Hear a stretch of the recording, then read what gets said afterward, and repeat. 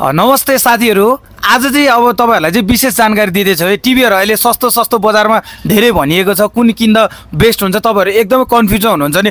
Total IT सेन्टरले चाहिँ आज तपाईहरुलाई क्लियर बनाइदिन्छ कुन चाहिँ टिभी किन्दा बेस्ट भनेर है। हजुरहरुले फर्स्ट अफ अल तपाईले टिभीको साउन्ड क्वालिटी हेर्नुपर्छ, त्यसको प्यानल हेर्नुपर्छ, कुन इयरमा बनेको हेर्नुपर्छ, स्क्रिन कास्ट, मिरा कास्ट दिएर प्ले स्टोर गुगलहरु छ कि छैन, सबै कुराहरु तपाईले फिजिकली हेरेर चेक गरेर लिँदा बेस्ट हुन्छ।